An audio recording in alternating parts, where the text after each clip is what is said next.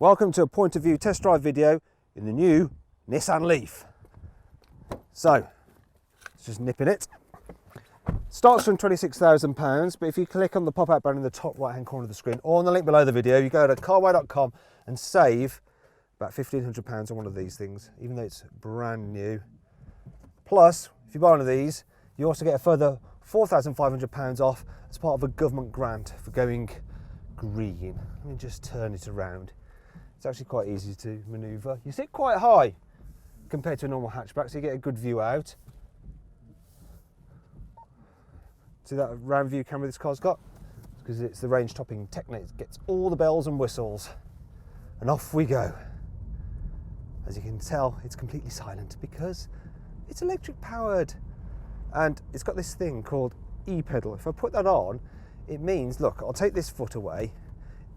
Watch the speedo. If I lift off, it brakes really hard, and that's because you not only get the regenerative effect of the electric motor, which is actually converting slowing down into battery power, it also engages the brakes as well, so you can effectively just drive along using your right foot and the accelerator pedal.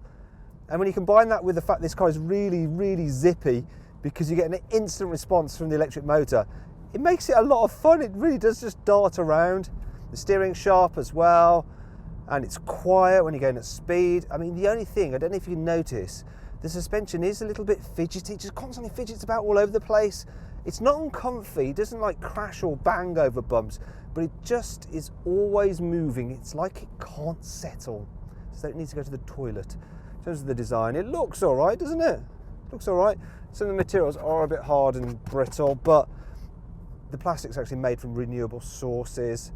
The infotainment system, well, all but the entry-level car gets this 7-inch screen, which is pretty easy to use. Just got to touch that to accept it.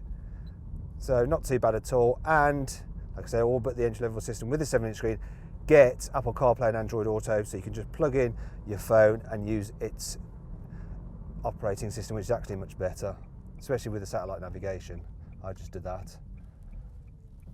It's quite a nice car to drive. I really like it. If you can get an electric car to work for you in terms of charging points and distance travel, because on a full charge, you're looking at about 150 miles in the real world. It's very nice. I really like driving. I'll just quickly show you the back seats. There's the back seats. There they are. Can you see that? Quite high up. There's enough room in there. And the boot is big as well. It's bigger than the Volkswagen Golf's. Look, nice big boot. Well, there you go. Well, I hope you enjoyed this point of view test drive of the new Nissan Leaf. Click on the video window for more content.